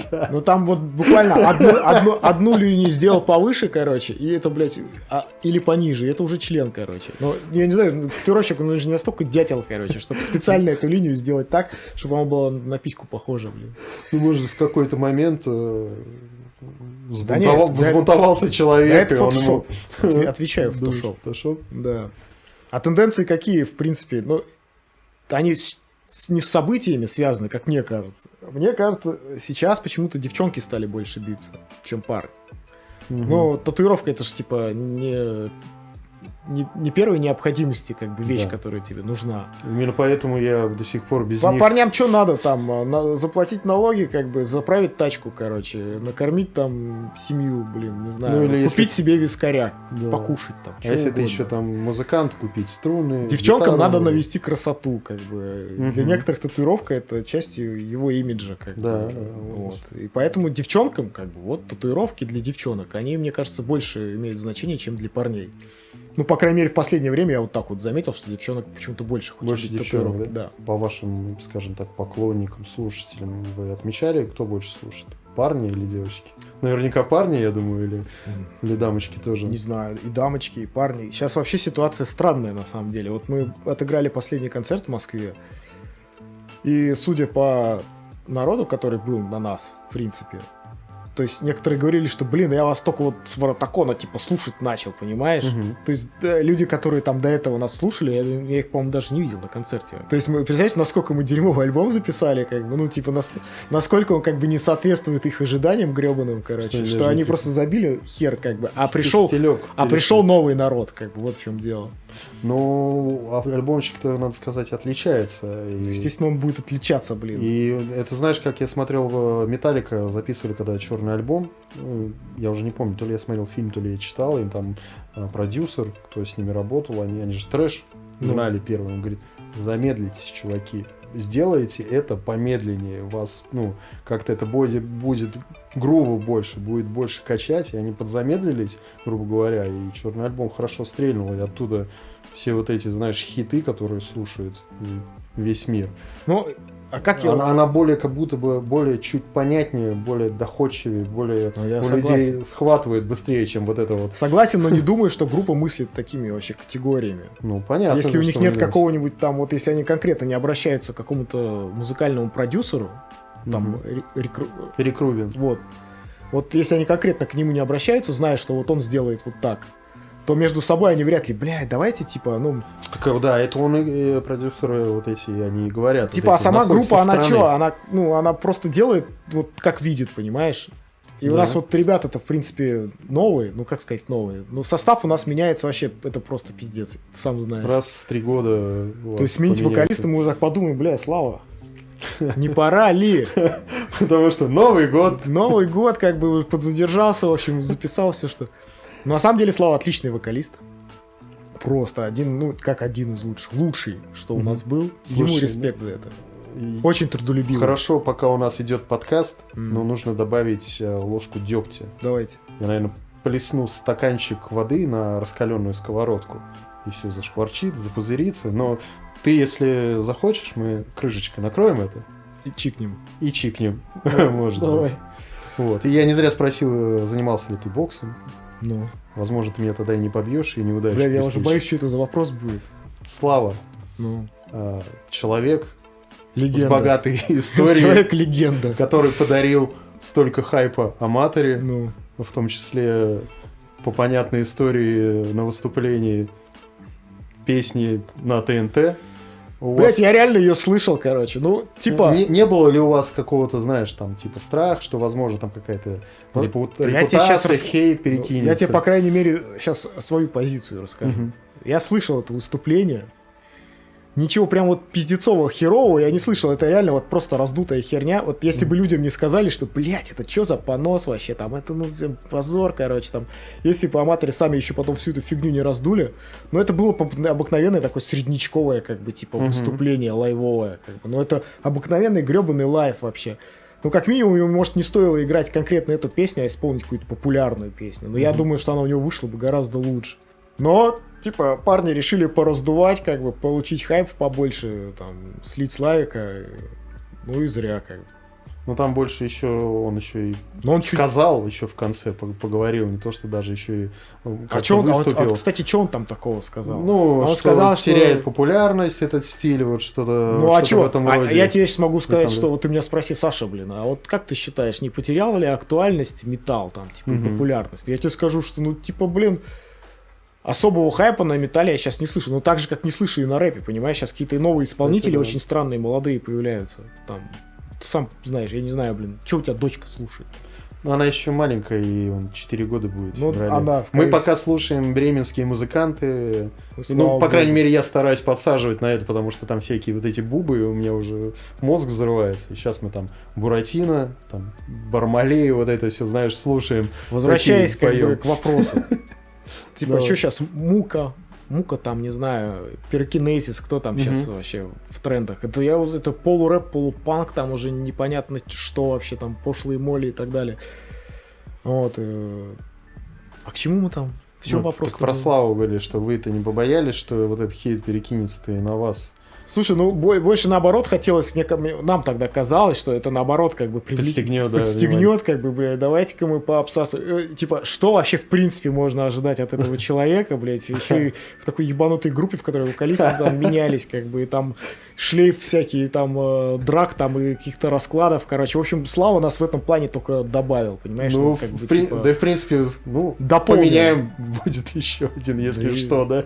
Если Слава отгниет, как бы, то я думаю, что нафиг оно вообще все. На самом деле, если говорить, я не к тому, что там вот тоже я поддерживаю хейт. Мне это вот из Аматори тот альбом, который я гонял вот полностью, действительно, не прям отдельно. Мне как раз понравился именно со Славой. Я согласен. И Корею, по большому счету, Корею, простите, я начал слушать тоже с Вратакон. Вот прям мне зашло. Я тебе говорю, таких людей куча. Их реально больше, чем людей, которые... привыкли к старому звучанию, там вот эти То есть колесницы богов. Потом там. я уже начал слушать, а что еще есть. Мне кажется, это тоже классный способ, потому что ты, тебя зацепил, и ты такой гоняешь альбомы, а что у чуваков еще есть? И ты начинаешь еще дальше копать. Главное, короче, Вот не это- стать Слипнотом, понимаешь? Вот у Слипнота вот каждый новый альбом дерьмо, короче. Стал. Начиная как бы вот с тех самых времен, вот реально, Ну, Вермиллион, да, вот этот альбом. и все. Потом понеслось, Прошел, короче. и следующий, ну там были такие уже более такие, скажем, популярные мелодии. И после этого уже пошла какая-то вот копировка. Вот, а мне да, интересно, к сожалению. как нас как воспринимает так же? Ну вот не знаю, но у вас, видишь, он поменялся. Это как в свое время у Металлики вышел альбом с как раз и Ник Рубин, который где Set Angel. Ну да. Он же вообще прям с рабочим барабаном, который как звучит банка, как пум, банка пум, пум. какая-то У пустая. них же тоже стилек так заметно поменялся, ну как-то и звук, и их очень много как бы засирали. Хотя мне этот альбом нравится, но слишком затянуты, конечно, мелодии. Половину ты слушаешь классно, потом ты немного подустаешь от них. И кстати, этот рабочий, я слушал у них Monster, вот эта песня есть. Там была у них версия, они типа сделали с нормальным рабочим. Чуть не то, да? И ты слушаешь, не Что-то то. не то, И блин. я такой, да как это работает? Ты типа думаешь, да вот, все круто, но был бы рабочий немножко по-другому малый. А потом слушаешь, да нет, видимо, все-таки в тему. Дело в акценте, понимаешь? В акцент, Иногда да, даже следует. в вокале следует, ну, при записи вокала вылезает там какой-нибудь, там, не знаю, голос срывается. Но он, блядь, срывается как-то так, типа, нихуя себе в тему сорвался. Давай-ка мы это вот оставим, короче. У нас такие штуки иногда проскакивают. Ну да. То есть мы иногда, ну, типа, не вылизанный какой-то там вокал делаем, а вот как раз оставим какой-нибудь такой вот стрёмный кусочек, короче. И он, И остается. он, понимаешь, а возможно, ты вот слушаешь трек и думаешь, блядь, за что-то твое ухо зацепилось, возможно, вот за такой кусок. Это как вот хуёвый звук рабочего в металлике, понимаешь? Слушай, ну, Слава, как мы поснимали вас на фестивале в Полигоне, достаточно хорошо выполняет свою Да. функцию. Мы так прям снимали, думаю, Слава-то красавчик. Красавчик, согласен полностью вообще. Очень Делает трудолюбивый парень, как бы. У нас вот с Керри, когда мы играли, ну, вместе, в чем проблема была, в принципе? Проблема была в том, что ты, блядь, этих текстов не дождешься вообще никогда. То есть там может быть альбом в музыкальном плане уже записан весь, там барабаны, гитара, все записано вообще там. Блядь, Керя думает, понимаешь, вот он, типа, блядь, надо музу, типа, поймать за хобот, короче, чтобы она... Надо Есть пережить, как бы, блядь. Это просто может годами длиться, понимаешь? Это охуенно да. долго, как бы. Но со Славой не так. Он, блядь, не знаю, что у него там с музой есть или нет, но Он переживает каждый он день. всегда, блядь, делает став, короче. И практически всегда вовремя. То есть, Ну, молодец. Четко. И он еще молодой, пока еще. Блядь, молодой. Ну, я не знаю, сколько ему лет, кстати. Ну, помоложе вас-то, я думаю. Моложе Сам. меня точно. Как. Так что быстро он не сдастся. Типа он не уйдет, знаешь. Но у нас чтобы парень, на кстати, диванчике спортивный, он до сидеть. сих пор футболом занимается.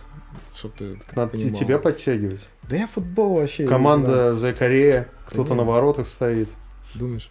Да, а что, это же можно контент делать. Там, The Korea против, там, не знаю, Аматори. Или еще... Помнишь, раньше были музыкальные ринги, и там что-то, я помню, Король и Шут боксировали против Нана. А, кстати, по-моему, там Тема такая. на пиздлей получили, по-моему, от князь там Князь, боксировал. по-моему, да? нормально дал. Князь вообще нормальный, блядь. Мне Фарш рассказывал, брат мой, короче, идет по улице. Типа, блин, просто идет по улице. Ничто не предвещало, или, да? Ничего не предвещало, короче. Навстречу князь идет. И, типа, знаешь, это... Проходит, Мгм. Паша оборачивается, так посмотреть, как бы, типа, блядь, князь, что ли? Князь оборачивается. Такой, блядь, прикинь. И говорит, помнишь, Нана? Вот. Такая тема. А что с турами сейчас вообще? Ну, я не знаю, остались ли вообще города какие-то, которые готовы принимать группы. Мгм. Питер, Москва, да. Ну, вот у нас питерский и- концерт, который должен в моде, в новооткрывшемся Мгм. произойти, он переносился уже 2 раза. А, это я второй раз Или увидел. 3 даже, я не знаю. Ну сколько. вот сейчас давай проанонсируем. 18-го, если все будет нормально, февраля будет? Я хрен его знает. Я вообще вот эти ставки уже просто перестал делать, по крайней мере, на мод, потому что там идет стройка, как бы, и черт его знает вообще, что там происходит. Так что хрен знает, может, еще в другом клубе будет. Мгм. Но если нас куда-то позовут, естественно, мы поедем. Только надо, чтобы города склеивались так, ну, да. рядышком. Ну, у вас же еще там своя работа есть. Я так понимаю, все участники где-то трудятся или Да. кто-то свободный творческий человек? Ну, у нас такие работы жесткие, плюс-минус, это у Денчика, ну и у Антохи. Потому что, ну, я, в принципе, могу дернуться в любой момент практически. Ну, не 5-2 график. Да, Юра там тоже сам себе хозяин, тоже может все разрулить. Ну, а так приходится гадать, короче, не знаю. Они берут какие-то отпуски неоплачиваемые и, типа, едут. Ну, то есть уже как раньше модель вот эта, когда выпустили альбомчик, поехали там, типа тур по всем... альбом да, прокатать. Да. Сейчас такой истории нету. Да есть ли в этом смысл-то? Ну, может, какой-то есть, типа, как инфоповод, что ты появился в сети с такой фишкой, что мы вот в тур едем концерт катать. А ты что, туда приезжаешь на место, там уже все в Питере давно живут. Все ну и уже сколько там поуезжали, народу да? вообще осталось? Я не знаю. Ну, есть большие города, там, Уфа, Екатеринбурге, Казань, там. Ну, ты сам понимаешь, есть реально города, в которые тебя могут позвать, в которых ты можешь офигенно собрать. Ездить в город, в котором, как бы, ну, заведомо ничего не собрать, зачем? Ну да, 50 человек, и то будет хорошо, если соберешь. Ну, были в Нижнем, там что-то под 100 набралось народу, короче. Ну и там и клуб, в принципе, маленький, как бы. Ну и под 100 набралось. Прикол в том, что если клубчик маленький, то, кажется, и народу-то много, да? В маленьком клубе 150 человек, это прям выглядит так потно, плотно. Иногда это прям очень, тебя вдохновляет, понимаешь? И ты можешь взять большой клуб в Москве и, как бы, собрать там человек 500 или там 400, которые в большом зале смотрятся, ну, так себе. Можешь приехать в маленький клуб, в котором будет народ вот так вот битком, как бы, прыгать, и ты думаешь, ну, ебать, ну, вот здесь вот это другое дело, как бы. Да, почувствовал вайб людей, там, типа, все дела. Вот, иногда так, иногда так. Слушай, у меня вопросик есть. Может быть, я только у Закарея увидел это. Очень много, помимо выхода альбомов и синглов, инструментальных версий. Вы это выпускаете, чтобы люди в караоке попели? Или чтобы все-таки люди посмотрели, какие там классные аранжировки, чтобы вот вокал не отвлекал? В том-то и фишка. Там есть иногда такие аранжировочные моменты интересные, инструментальные, которые как бы вокал, ну, они спрятаны за вокалом, короче. И частотно спрятаны, и вообще, в принципе, по аранжировке они могут быть куда-то там вдаль.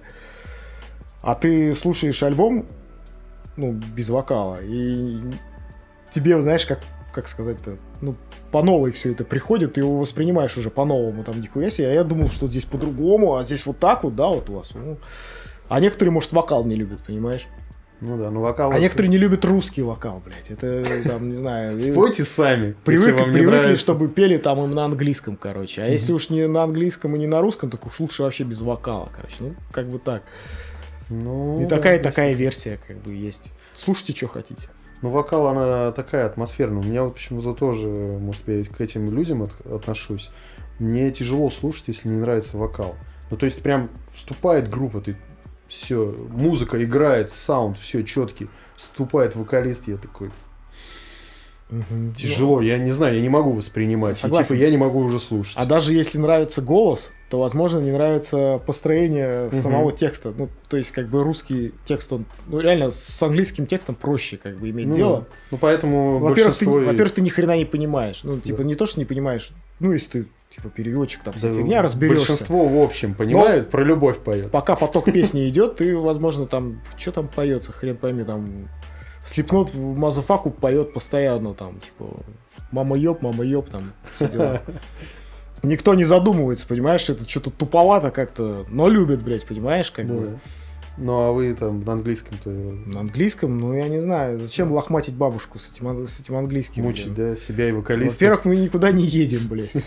Мы никуда не едем. Для кого это все? Поем на русском для русских. Вот все. Слушай, ну вот есть такие темы, когда там американцы слушают, я там нападал даже на ваш порох, там два чувака как слушали, там, что вы играете, ну типа как будет это звучать. Слушай, ну это удивительно, но в принципе мы иногда вообще натыкаемся на какие-то комментарии вообще там из Штатов, там из Англии. Ну, на английском люди под клипами там в Ютубе пишут, типа, ну, знаете, типа, нам респект, все дела, не понимая текста вообще, что там, про что. Ну, может, они в переводчике там что-то и забили, но я думаю, вряд ли. Просто послушали песню, ну, как бы, может, им также мозолит ухо, родной язык, ну, типа, хочется что-то оригинального, там, как Ну, Как в Рамштайне, например. Рамштайн, значит, тоже не на английском поют. у них и на английском, и на немецком. Но они, кстати, да, там что-то мешают. И английский, и с немецким в одной песне запросто. Но у них могут. это как-то органично, и ты такой, это немцы, даже когда они поют по-английски, ты такой, это немцы. Но меня бесит новая фишка, если ты помнишь, там Wild Ways раньше все такой херней страдали, то есть, типа, блядь, часть припева на русском, блядь, Вот часть это на английском. непонятно, да. У меня так сразу, блядь, это испанский стыд, типа, нахуя вообще, ну для кого, блядь? Но мне кажется, их просто лейбл там как-то там нагнул, может. сказал, что, типа, блядь, давайте-ка на разные аудитории поработайте вообще. Может быть. На английском они сначала пели, потом сейчас на русский перешли, и мне что-то больше нравится, Да. если честно. Но Я ты такой, помнишь их треки, которые были, типа, и на русском, и на английском? То есть там часть припева на русском, часть Да, на да. английском, блядь. Испанский стыд вообще. Ну, в общем, за бугор вы не едете, Ну, и на Урал в регионы тоже. на Урал-то, может, и поедем. Я тебе за туровые все моменты сказать ничего не могу, потому Мгм. что я ими не занимаюсь. Возможно, там Маша уже что-то продумала, как бы, на весну, Мгм. скорее всего. И обрадует вас. Если мы В поедем... феврале поедем Блядь. в Мурманск, Чем ближе, в Архангельск. чем ближе к теплу, тем лучше, на самом деле. Меня заебали Согласен. туры, как бы, зимние. У нас вот как не едешь в тур, как бы, ну, Это тяжело, конечно, это лучше постоянно летом. зима, короче. Ты хочешь поснимать какие-то видосы, блядь, ты просто в снегу, в грязи в каком-то, города все неубранные, снег вообще. Да, картинка-то еще. Хочется поехать по зеленому полю, там, снять лес, красивый дождь, там, все дела, атмосферку, как бы, ну, и снять эту куртку гребаную с шапкой, там. Слушай, да, согласен. Особенно в регионах это там даже глазу некуда упасть. Здесь хотя бы как-то в Петербурге там Ну, какая-то архитектура, А что Петербург? что-то. А по туру ты ездишь на бусе, скорее всего, поехал, да? Конечно. Типа отъехал от Питера, и там уже все опять... Вряд ли это автобусы. как Попал в упорно. грязевой лес, короче, все, остановился там на заправке, все грязное вокруг. Еще и пацаны подходят. Что за наколки? Да никто не подходит, я, кстати, не знаю, откуда это. Вообще никто ничего не подходит, не спрашивает. Да ну слушай, да я уже угораю. Сейчас-то это уже как бы понимание пришло всем, Да, что конечно. это такое красота, стиль. Все уже в портаках ходят. Продавщицы сидят в магазе, бля, все там. нахуяренные. Забитые, да. У меня на районе на Петроградке очень дама такая колоритная есть. Она такая пухлая, короче. Мгм. В Великолукском мясокомбинате, короче, там магаз, типа мясо продается. Ну такая все большая, короче, блин. У нее здесь, блядь, вот здесь охуенно так скорпион, короче, прикинь. Я думал, как у Тайсона. вот Это этот кузов. просто настолько неожиданно, знаешь, ну типа в этом одеянии продавщицы в красном таком, блядь. Ну да, у тебя такой А у нее диссонанс, да? здесь скорпион, короче. А она смотрит, и у меня здесь как бы типа ласточка, он, блядь, свой, короче. Обвешивать не буду, она нормальный такая, чувак. Ну, она типа приветливо ко мне относится. Ну, чувствует своего. Вот. Поэтому кого сейчас в регионах можно удивить вообще портаками? Да никого. Согласен, уже не удивишь особо. И когда сюда переехал, разговаривал с чуваком по телефону, там тоже с Урала, и ко мне подходит панк с ирокезом, и мелочь просит, типа, есть мелочь. Я такой, представляешь, говорю, ко мне сейчас панк подошел, настоящий, говорю, прям вот с крашеным, говорю, и просит мелочь. Он говорит, да ладно, он говорит, что, не боится? Я говорю, в Питере здесь все, говорю, по-другому. В наше время так Может, панк? тяжело было. А может, крастер, например. А ты и не в курсе. А ты тут еще докажи, тут еще нужно Блядь. обоснуть. Ты кто вообще? Ну, крастеры они ж такие даже, блядь. Может Тебе быть. не просто панк. Да. Это, блядь, интеллектуальный панк.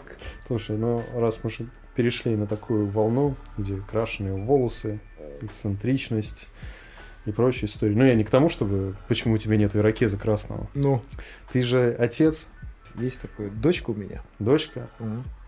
Шикарно. У меня тоже. Она уже насколько большая. Воспринимает музычку в Корее? Или ты не ставишь, не пугаешь ее? Ну, а мы как-то смотрели с ней клип наш. Она там зайца увидела, короче, медведя, типа, говорит, о, заяц. Зайчик. Да, да. Типа, а что там, а что медведь там парня вашего бьет? Слава Ну, богу. типа, такие вопросы задает интересные. Ну, и как бы, я не думаю, что она понимает, что там вообще в плане музыки происходит. Ну, Ну, и я думаю, ей не очень нравится, когда там орут люди. ничего попроще лучше, Да. да? Слушай, ну это потом уже, возможно, придет. Хотя не знаю. Ты как планируешь? Будет династия музыкантов Я продолжаться? думаю, нет. Пора уже обрубить это? Пусть идет человек на нормальную работу? Да, скорее всего, да как бы, ну, она же девочка. Какая музыка? Может быть, мы же не знаем. Пока А может танцевать. не видишь это, куда наклонности идут. Пока не понял, не раскусили мы её, Сколько короче. лет? 4,5.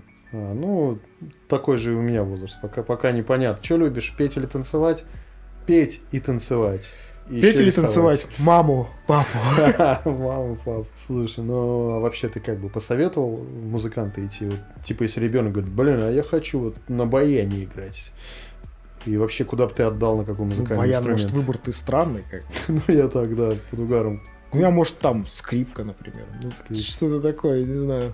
То есть же, есть же, когда тебя отдают, ты такой, пошел на флейту, и ты такой, отучился, думаешь, я бы на гитаре лучше Если бы, б вот я- отдали бы меня, а не на флейту. Если бы я заметил какая-то склонность к музыке, Мгм. я подал в музыкальную школу, чтобы она хотя бы умела понимать вообще музыку. Не то, что Мгм. там как-то охрененно играть или еще что-то в этом роде. Чтобы было проще как бы на музыкальном языке общаться, типа, там, Мгм. с преподавателем, еще с кем-то.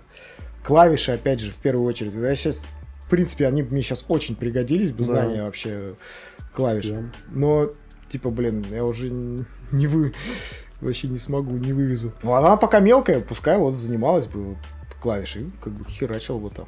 А потом становись кем хочешь, там, хоть зубным врачом каким-нибудь. Ну, Ну, это поинтереснее будет. Ты потом просто подрастет, ты скажешь, ну вот смотри, все, что я зарабатываю, уходит в общак. На это мы снимаем клипы, слушай, ну, ездим в туры. В туры мы ездим в феврале, зимой. В потном автобусе все в одном.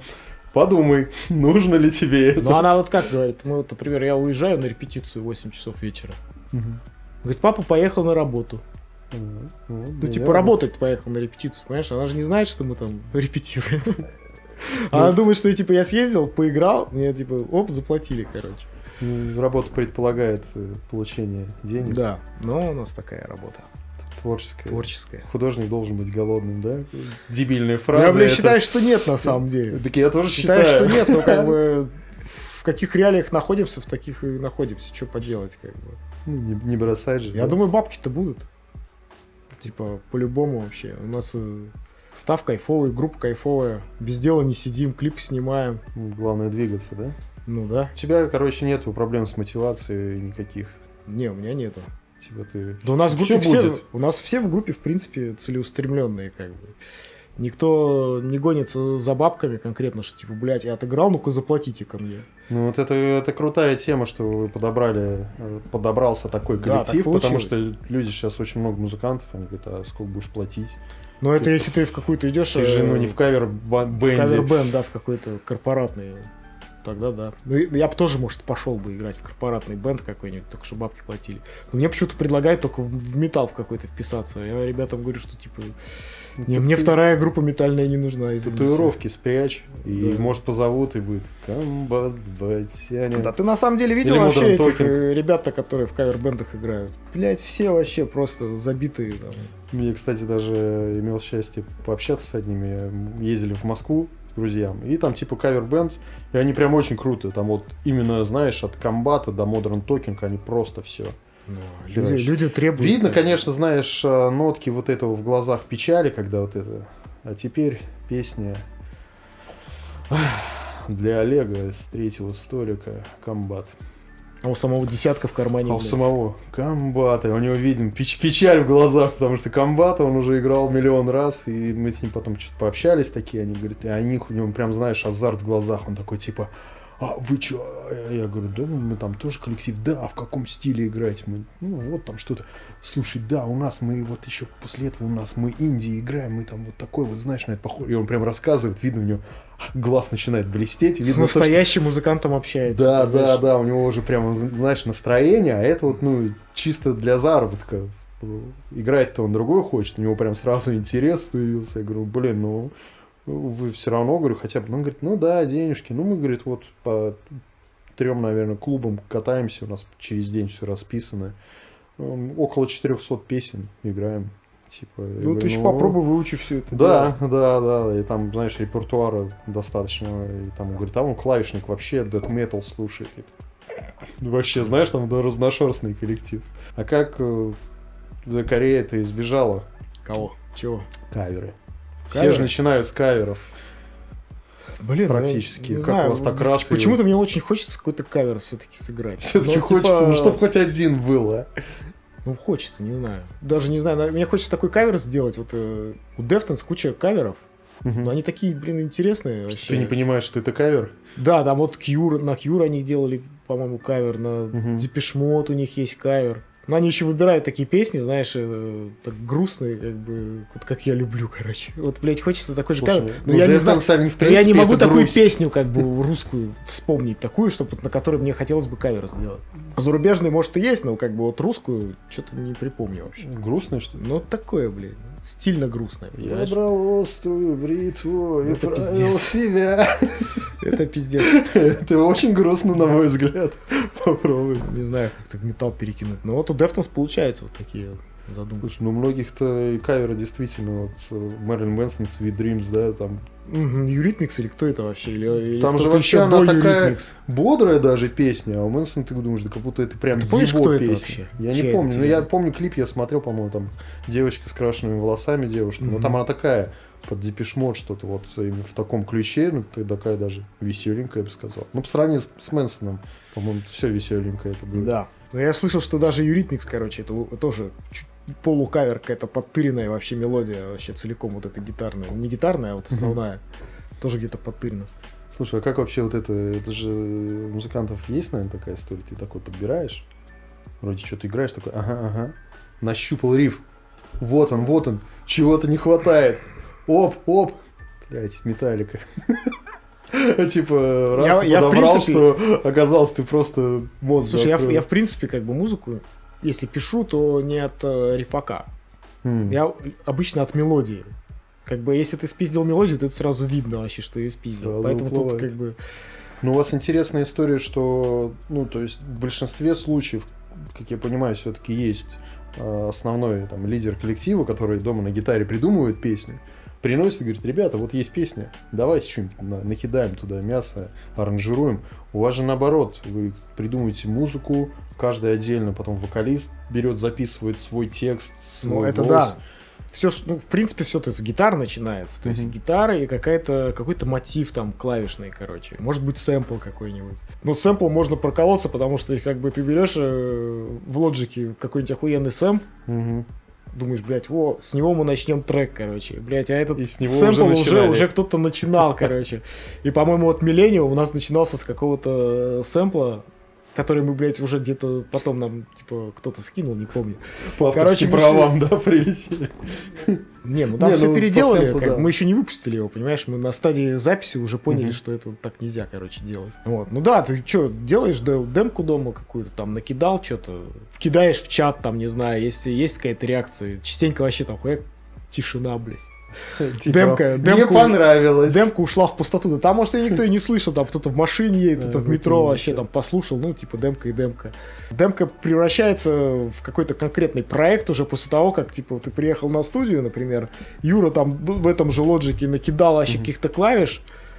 Там Антоха написал бас-партию какую-нибудь офигенную, как бы у тебя трек уже вообще превратился не в то, что ты скидывал, как бы.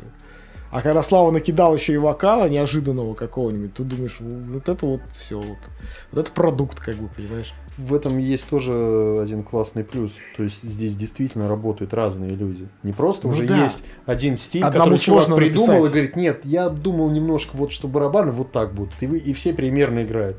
А тут вот гитара, вот совсем другая голова, вокал делает со своим текстом. Получается действительно такой симбиоз.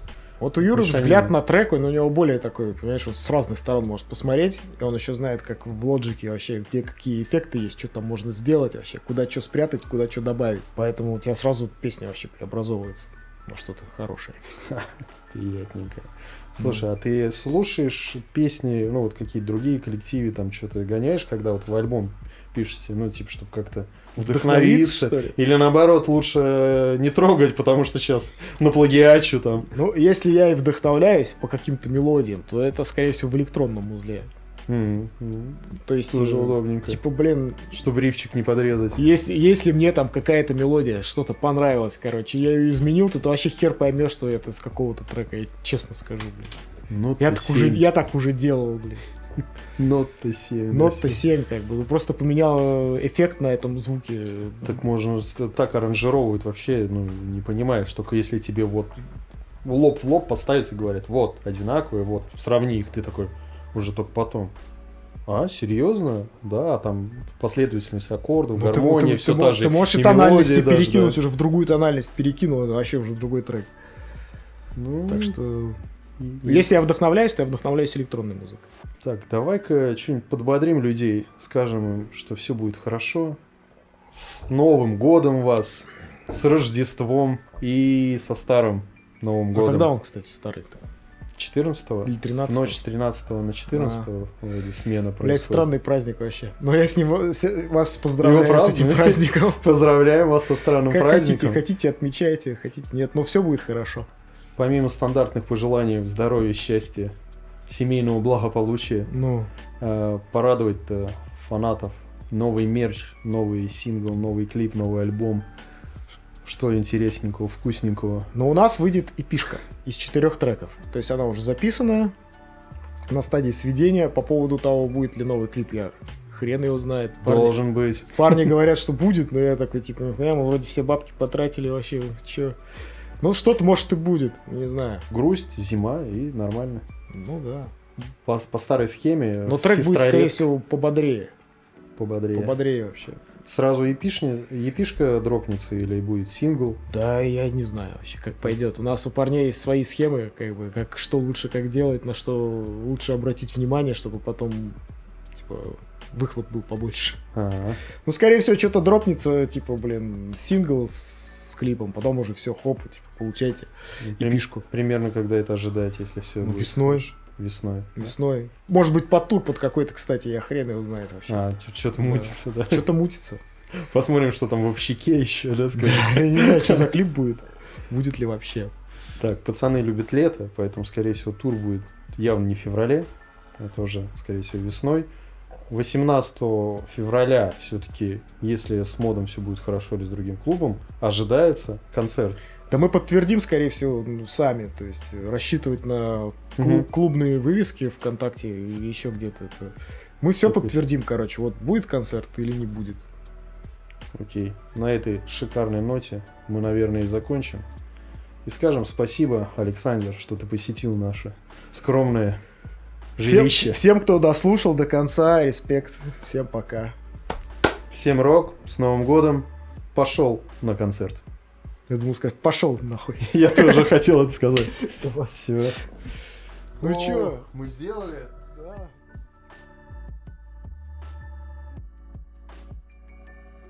Стараемся к старому Новому году смонтировать это все дело.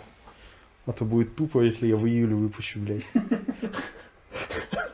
С шапкой, блядь, Деда Мороза.